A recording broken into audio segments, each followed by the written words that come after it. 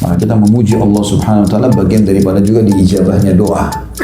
Ya, jadi salah satu sebab diterimanya doa selain ikhlas kepada Allah Subhanahu wa taala juga kita memuji-muji Allah, lalu kemudian membaca salawat kepada Nabi SAW, baru kemudian masuk syarat-syarat yang lain. Kalau anda tamak terhadap rahmat Allah di saat anda sedang lapang, lagi ada rezeki, minta ditambahin rezeki, lagi tidak ada masalah rumah tangga, anda minta supaya rumah tangga anda tetap langgeng terus, dan seterusnya, maka ini selain kita akan dapatkan apa yang kita minta, juga akan menjadi penyebab pada saat kita lagi genting atau susah, doa kita diijabah. Bismillahirrahmanirrahim. Assalamualaikum warahmatullahi wabarakatuh. Alhamdulillah, selalu saja kita memuji Sang Pencipta Allah. Sebagai seorang muslim, hati kita selalu dipenuhi dengan keyakinan bahwasanya la ilaha illallah, la ma'budu bihaqqin illallah. Tidak ada Tuhan yang berhak untuk disembah di langit dan di bumi kecuali Allah. Dia zat yang maha adil, maha bijaksana, maha kuat, maha perkasa, maha luas rahmatnya bagi orang yang patuh dan beriman, dan juga amat berat siksanya bagi orang yang durhaka dan membangkang. Serta dia telah memudahkan kita dengan kalimat yang mudah sekali untuk diucapkan agar menjadi penyebab utama segala kebutuhan kita di roda kehidupan di muka bumi dipenuhi olehnya, yaitu kalimat Alhamdulillah. Maka jadilah orang yang selalu mengucapkan kalimat ini. Dan juga kita panjatkan salam hormat kita perlu dengan cinta dan rindu kepada manusia yang telah mengemban amanah wahyu dan disampaikan kepada kita semuanya panduan yang Allah Subhanahu wa taala inginkan dari hamba-hambanya, mana yang diinginkan dan diperintahkan dan mana yang dilarang, yang halal dan haram, dan tidak meninggal dunia manusia terbaik ini kecuali sudah menyampaikan semua amanah tersebut, baik yang hitam ataupun putih, yang kecil ataupun besar, maka semuanya sudah disampaikan. Sebagai balas jasa kita dianjurkan agar mengucapkan salam hormat kepadanya oleh Sang Pencipta Allah dan dijadikan sebagai ibadah. Dan satu kali salam hormat dibalas oleh Allah dengan 10 kali tambahan rahmat. Maka jadilah orang yang selalu memuji dan memuja Allah. Alhamdulillah, selalu menjadikan salawat dan taslim kepada Nabi besar Muhammad sallallahu alaihi wasallam. Melanjutkan pada buku kita Hisnul Muslim atau benteng utama orang muslim, berisikan 132 doa dan zikir, dan kita akan masuk atau melanjutkan tentang zikir pagi petang. Dan di sini kita sudah memulai dengan atau sudah membaca, sudah menjelaskan tentang ayat kursi, Al-Ikhlas, Al-Falaq dan An-Nas, baik itu keutamaannya, kapan saja dibaca, dan juga terjemahannya. Sekarang kita masuk ke zikir setelah membaca surah-surah mulia itu.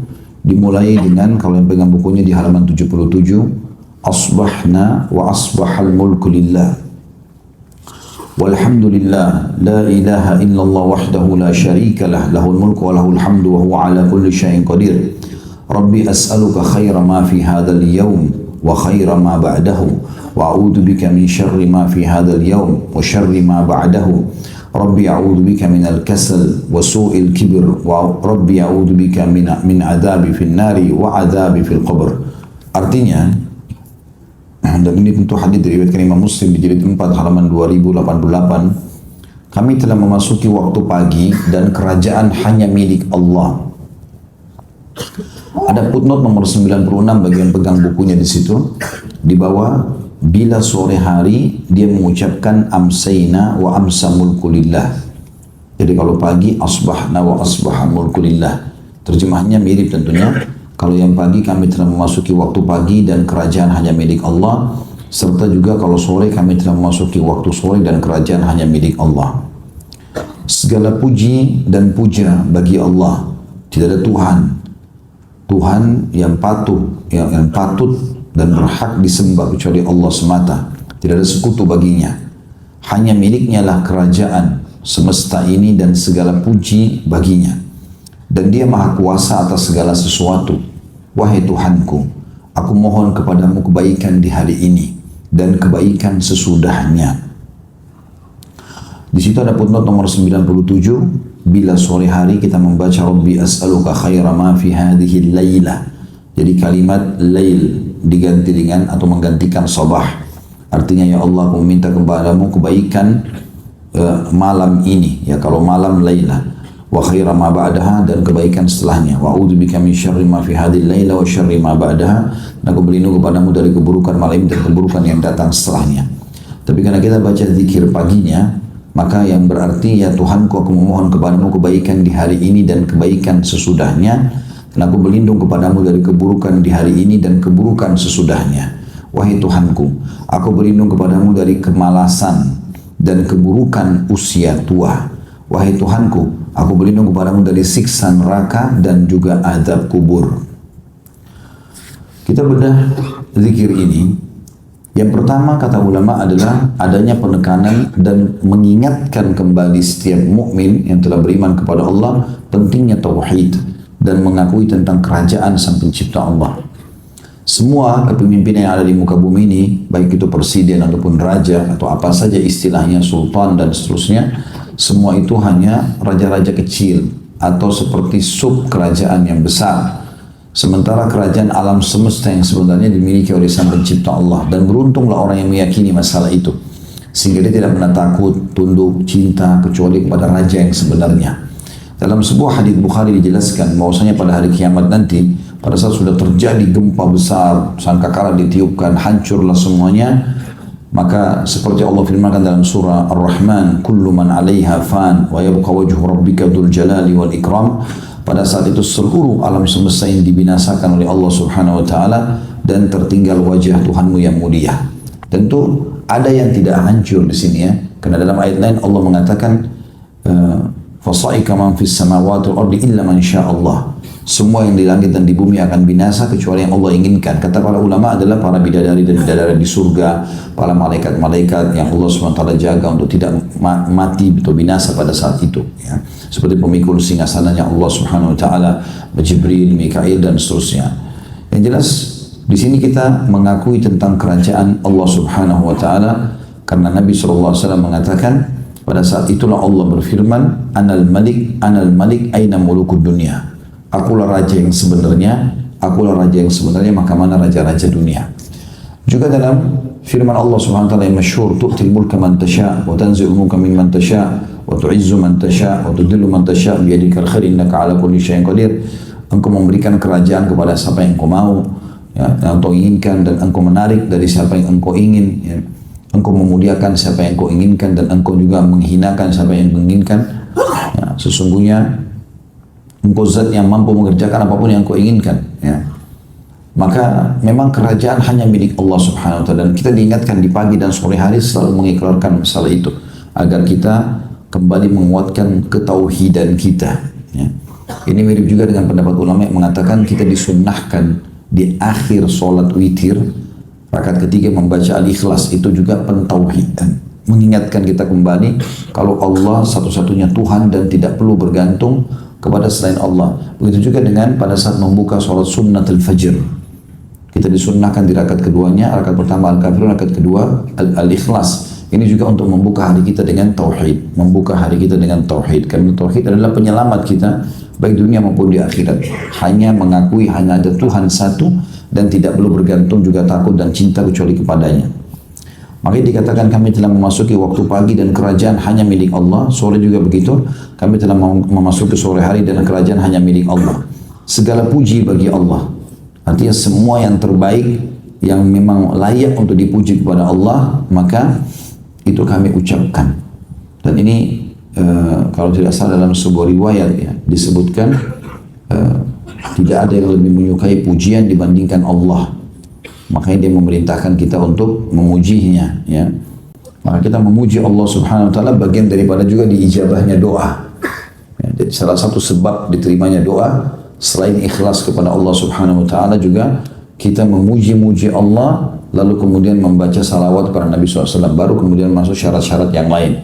Di sini memuji-muji Allah ini seperti misalnya pernah ada riwayat seorang sahabat masuk masjid kemudian tiba-tiba langsung mengatakan, Allah maftah di abwaba rahmatik, ya Allah bukalah untukku pintu-pintu rahmatmu. Kata Nabi SAW, istajala hadha, orang ini tergesa-gesa.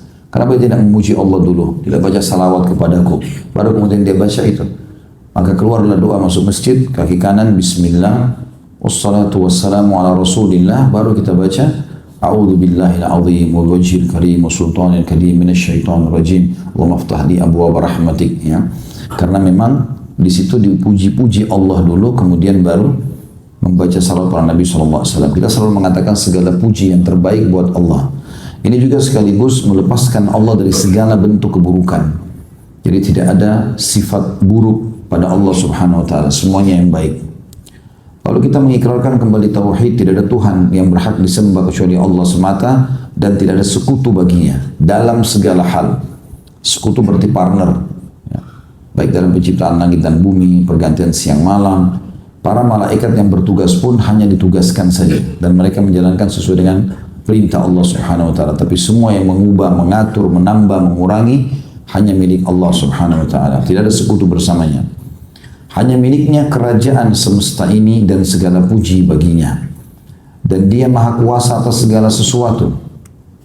Ini semua adalah puji-pujian kepada Allah Subhanahu wa taala. Setelah puji-pujian masuklah kepada doanya. Wahai Tuhanku, aku mohon kepadamu kebaikan di hari ini dan kebaikan sesudahnya. Ini rincian ulama panjang lebar nih. Tapi kalau kita simpulkan adalah kita meminta semua kebaikan, baik yang berhubungan dengan urusan dunia atau berhubungan dengan urusan akhirat. Semua hari ini yang terbaik diberikan kepada kita. Ya Allah, aku minta seluruh kebaikan hari ini di dunia. Dari rezeki, dari udara yang segar, dari apa saja. Pertemuan, pergaulan, bisnis, semuanya yang terbaik. Dan juga yang terbaik di akhirat. Apa yang aku bisa dapatkan di dunia ini untuk akhiratku nanti, berikan aku yang terbaik pada hari ini. Tidak cukup di situ. Dan juga kebaikan yang ada sesudahnya. Maksudnya hari esok. Ya. Ini kita minta sesuatu yang masa depan. Ya. Dan ini adalah doa yang mulia. Tentu mirip dengan doa Rabbana atina fid dunya hasanah wa fil akhirati hasanah wa qina adzabannar. Ya Allah, berikanlah kami semua kebaikan dunia dan semua kebaikan akhirat dan jauhkan kami dari siksa api neraka. Kemudian permintaan selanjutnya, aku berlindung kepadamu dari keburukan di hari ini dan keburukan sesudahnya. Semua yang sifatnya buruk secara duniawi ataupun ukhrawi di akhirat nanti akan dihisab, maka aku berlindung kepadamu dari sifat keburukan itu. Ini kita minta sampai menjelang sore, dari pagi, sore kita minta lagi permintaan yang sama agar bisa bertahan sampai besok pagi. Kemudian dilanjutkan, wahai Tuhanku, doa selanjutnya yang ketiga, aku berlindung kepadamu dari kemalasan. Dan ini malas adalah sifat yang paling dihardik dalam agama Islam. Tidak ada dalam Islam sifat malas. Subhanallah, Allah menciptakan tubuh kita ini memang untuk bergerak. Kapan seseorang tidak menggunakannya untuk bergerak, maka dipastikan fungsi tubuhnya tidak akan berjalan. Kebanyakan orang-orang yang ditemukan masih muda, sudah stroke, atau masih muda masuk rumah sakit gila. Ya. Itu ditemukan kalau ditanya aktivitasnya apa, tidak ada. Dia vakum di rumah, cuma duduk makan, minum, semua serba dilayani, akhirnya dia tidak bergerak, tidak bekerja, mungkin karena sudah kaya raya, maka ujung-ujungnya adalah terjadilah hal ini. Tapi kita temukan subhanallah orang yang selalu bergerak, memberikan 5 jari, memberikan kuping, memberikan mata, Allah SWT menjadikan sebagai tanda-tanda kebesarannya untuk digunakan bergerak. Sampai pepatah bahasa Arab mengatakan taharrak fa inna fi harakati barakah. Bergeraklah kamu, karena di setiap gerak itu akan ada keberkahan. Bahkan kalau seseorang lagi emosi saja, Nabi SAW nasihati itu. Siapa yang lagi marah sementara dia berdiri, duduklah, suruh bergerak. Kalau dia nggak bisa, baringlah. Kalau tetap dia masih marah, beruduklah. Kalau dari syaitan agar karena dan itu akan bisa meredamnya. Maka disuruh bergerak. Di waktu istirahat selebihnya kita bergerak. Gunakan ide-ide yang Allah SWT berikan kepada kita di otak kita supaya kita berfikir, gitu kan. Dan subhanallah, seringnya bergerak badan ini membuat juga badan kita sendiri jauh dari penyakit. Makanya orang-orang yang kena stroke, orang yang kena ini suruh bergerak. Ya, saya pernah mengantar ayah saya, beliau terapi di salah satu rumah sakit di Cempaka Putih, rumah sakit Islam waktu itu. Terus saya lihat waktu datang di tempat terapi, saya sempat pertama kali itu antar di sana. Ternyata semuanya adalah alat-alat untuk bergerak. Untuk jalan seperti treadmill, kemudian untuk mengangkat sebagian barbel di umur beliau yang sudah berumur gitu ya. Tapi subhanallah itu dilakukan karena memang ternyata badan ini harus digerakkan. Dulu juga ada paman kami masuk rumah sakit, Allahyarham sudah meninggal. Maka saya lihat selama sebulan beliau tidak sadar. Dan itu hampir tiap hari datang khusus tim dari rumah sakit untuk menggerak-gerakkan betisnya, menggerak-gerakkan anggota tubuh ya. Bukan dipijat ya, tapi memang digerak-gerakkan. Ya, digoyang-goyang, digerak-gerakkan, di sendi-sendinya, ditekuk ya, dan seterusnya. Ini berarti menandakan memang di situ disuruh kita untuk bergerak. Dan ini secara rasional membantah sifat malas ya. Dan malas ini adalah penyakit, naudzubillah. Dalam Islam tidak ada kata-kata putus asa, tidak ada kata-kata sudah terlambat. Bahkan kata Nabi SAW motivasinya besar sekali. Kalau di tangan seseorang di antara kalian ada bibit tanaman dan dia tahu besok akan terjadi kiamat, tetap dia tancapkan. Artinya motivasi apalagi melebihi hadis ini. Kalau orang sudah tahu besok mau kiamat, seperti seakan-akan besok kau akan mati, tapi dia masih tanam pohon. Itu karena dia ingin mengejar ya pahala di sisi Allah SWT. Dan dia bergerak. Abdullah bin Umar pernah menanam pohon kurma masih kecil, waktu dia sudah tua, rambutnya putih, alisnya putih, jenggotnya putih. Orang-orang bertanya, "Hai bin Umar, untuk apa anda tanam ini? Kapan anda menikmatinya?" Maka sebagai motivasi menghilangkan sifat malas dalam Islam, dan berarti semua ada manfaatnya kalau dia bergerak, dia mengatakan kalau tidak sempat aku ambil manfaatnya, maka akan ambil manfaatnya orang setelahku nanti. Semuanya adalah pergerakan. Dan pernah kita sampaikan di khutbah Jumat sini tentang masalah katakanlah iya untuk sukses. Pernah saya sampaikan di khutbah Jumat itu banyak sekali statement salafus salih, di antaranya statement Umar radhiyallahu anhu. Beliau mengatakan, aku kadang-kadang melihat orang dan aku kagum melihat penampilannya.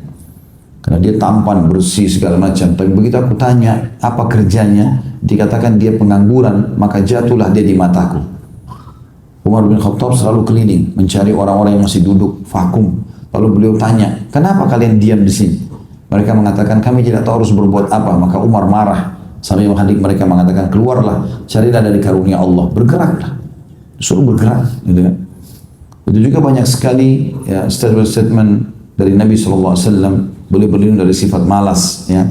Di antara zikir yang pernah kita pelajari sebelum salam, itu ada zikir juga ya, minta dijauhkan dari sifat malas. Kemudian juga orang yang malas, selain daripada dari syar'i, juga tidak disukai oleh masyarakat.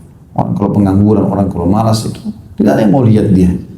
Bahkan kata Luqman Hakim itu kepada anaknya, kau harus bergerak dan mencari rezeki halal, karena tidak ada orang yang meninggalkan itu kecuali dia pasti akan tertimpa kelemahan di akalnya, kelemahan di agamanya, kelemahan di akal dan penghinaan orang-orang. Maka Islam adalah agama yang bergerak. Kecuali kita sudah ikhtiar, belum diterima kerja, kita ikhtiar lagi tempat lain mungkin, tapi kita bergerak. Ya. Jadi kita berlindung di pagi dan sore hari agar jangan sampai tersimpa atau terkena sifat malas ini. Kemudian permintaan setelahnya, dan keburukan usia tua. Di sini dimaksud keburukan su'il kibar. Bisa bermakna kalau su'il kibar berarti keburukan masa tua. Kalau su'il kibir berarti keburukan sombong, gitu kan? Tapi di sini dengan fathah berarti su'il kibar, artinya dari keburukan masa tua. Yang dimaksud adalah masa pikun. Tentunya tidak bentrok dengan permintaan agar dipanjangkan umur. Kalau ada orang sampai berumur 70 tahun, 80 tahun, dia tidak pikun, tidak masuk dalam perlindungan doa ini tentunya. Ada orang sudah pikun, tidak tahu nama anaknya, dia tidak tahu buang air besar, buang kecil di mana, gitu kan. Tidak kenal orang di lingkungannya, maka dia menyusahkan dirinya, tidak bisa ibadah, menyusahkan orang lain. Nabi SAW berlindung dari itu. Sifat pikun itu maksudnya. Ya. Dan Allah menyebutkan dalam Al-Quran itu, kita disuruh minta kepada Allah khaufan wa tama'a. Diikuti dengan rasa takut kepada Allah dan juga tamak terhadap rahmat Allah Subhanahu wa Ta'ala. Kalau anda tamak terhadap rahmat Allah di saat anda sedang lapang, lagi ada rezeki, minta ditambahin rezeki, lagi tidak ada masalah rumah tangga, anda minta supaya rumah tangga anda tetap langgeng terus, dan seterusnya. Maka ini selain kita akan dapatkan apa yang kita minta, juga akan menjadi penyebab pada saat kita lagi genting atau susah, doa kita diijabah. Karena kata Nabi SAW, kenalilah Tuhan pada saat kau sedang lapang, lagi nikmat, maka kau sering berdoa di situ, minta kepada Allah, maka dia akan mengenali kau pada saat kau susah. Ya. Maka ini semua dimaksud memohon perlindungan kepada Allah Subhanahu wa Ta'ala. Kemudian doa selanjutnya, ini adalah Sayyidul Istighfar. Allahumma anta rabbi la ilaha illa anta khalaqtani wa ana abduka wa ana ala ahdika wa wa'dika mastata'at. A'udzu bika min syarri ma sana'tu wa abu'u laka bi ni'matika 'alayya wa abu'u bidz-dzambi faghfirli fa innahu la yaghfiru dzunuba illa ant. Ini diberikan julukan oleh Nabi sallallahu alaihi wasallam Sayyidul Istighfar. Sayyid artinya tuannya, ya. Jadi kalau dalam bahasa Arab, kalau orang terkenal di satu kaum maka dipanggil Sayyid, tuan, gitu. Dan ini Nabi SAW menyebutkan ini Sayyidnya istighfar, artinya ini yang tertinggi kalau orang mau gunakan dalam istighfarnya. Disunnahkan membaca sekali pagi dan sekali sore. Kalau mau baca lebih dan itu hak kita, tapi yang jelas ini sunnahnya baca sekali-sekali. Yang artinya, ya Allah, Engkau adalah Tuhanku. Pengikraran tauhidnya Allah, tidak ada Tuhan yang berhak disembah kecuali Engkau. Engkau lah yang telah menciptakanku. Aku adalah hambamu. Aku setia kepada perjanjianku denganmu. Makna perjanjian dengan Allah adalah perjanjian agar mengakui Allah sebagai Tuhan. Karena semua ruh kita ini sebelum lahir di muka bumi, semuanya diambil janjinya oleh Allah SWT. Alastu bi rabbikum qalu bala. Semua ruh selalu ditanya, bukankah aku Tuhan kalian? Maka mereka mengatakan iya. Makanya potensi kita untuk mengenal Allah mudah, asal orang membuka hatinya gitu.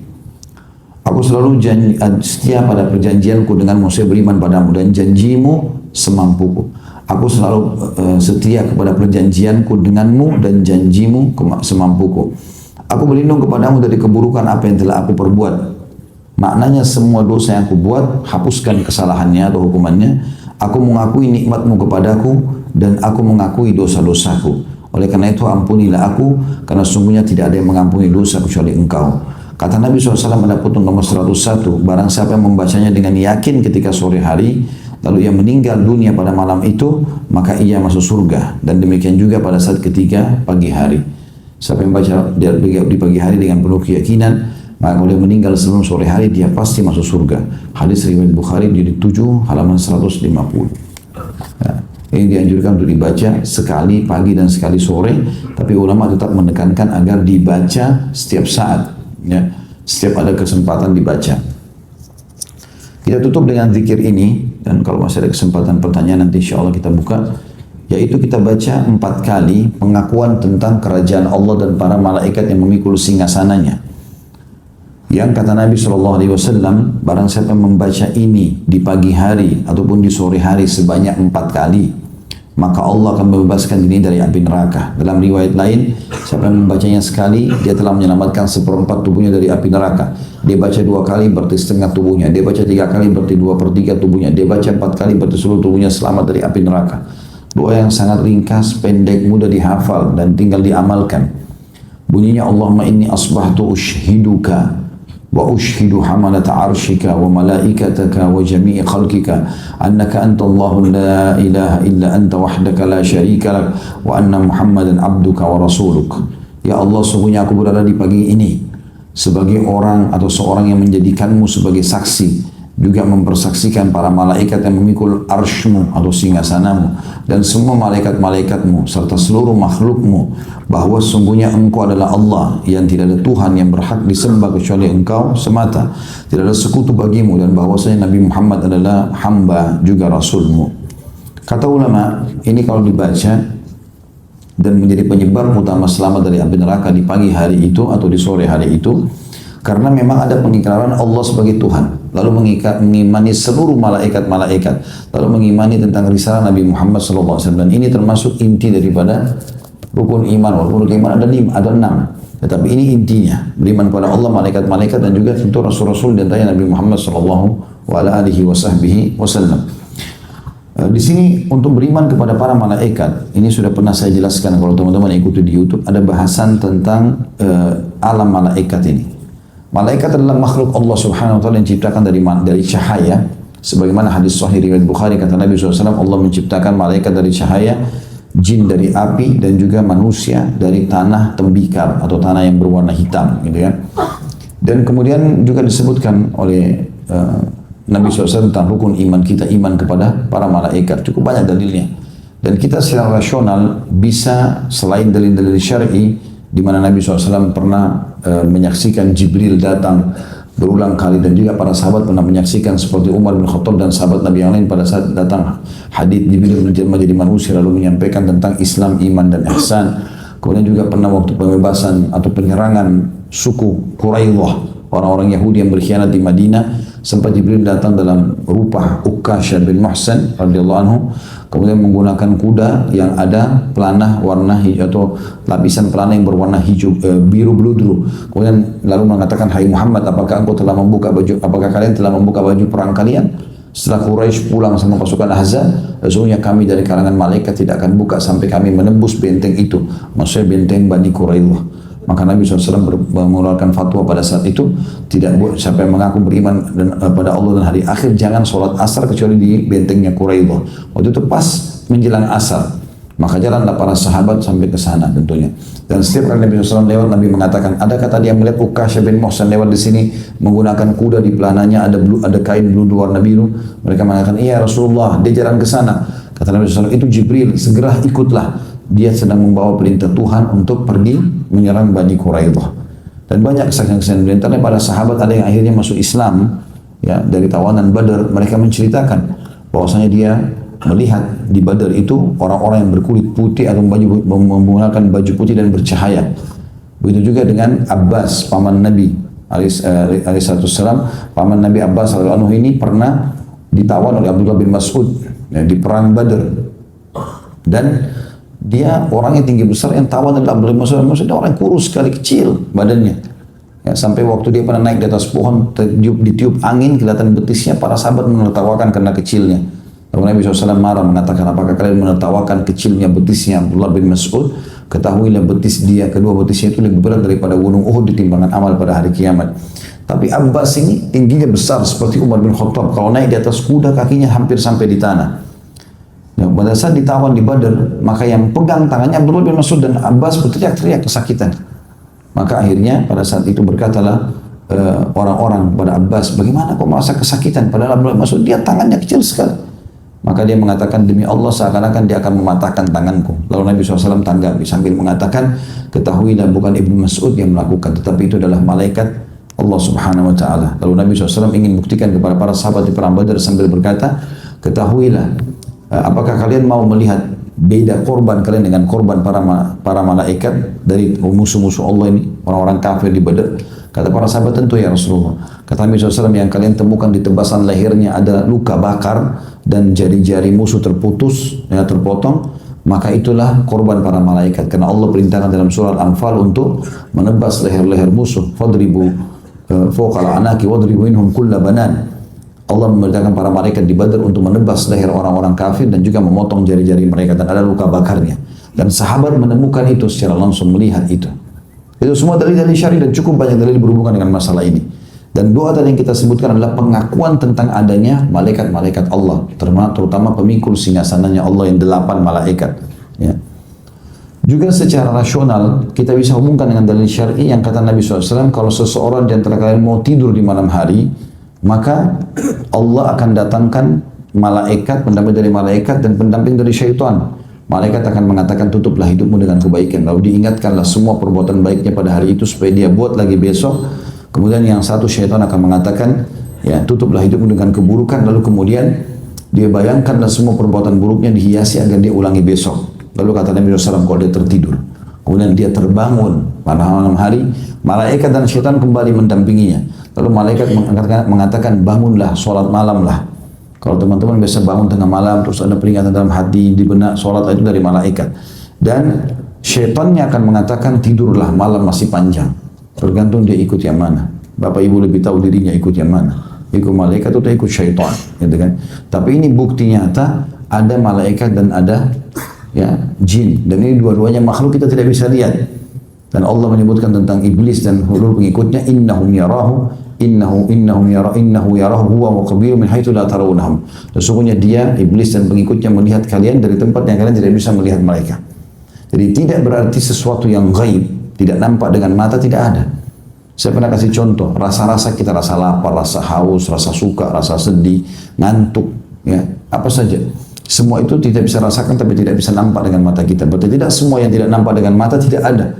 Termasuk keberadaan para malaikat. Di sini kita memberikan kesaksian kalau Allah itu ada, para pengikut singgasananya juga Allah ada, dan malaikat-malaikat semuanya ada. Gitu. Allahu a'lam. Mungkin begitu saja karena sudah jam 1 insyaallah. Baik, subhanakallahumma bihamdika asyhadu an la ilaha illa anta astaghfiruka wa atubu ilaik. Wassalamualaikum warahmatullahi wabarakatuh. Alhamdulillah, semoga channel Masih Lurus bersama Ustadz Khalid Basalamah kali ini bisa membawa manfaat, menambah ilmu, serta ketakwaan kita kepada Allah. Wassalamualaikum warahmatullahi wabarakatuh.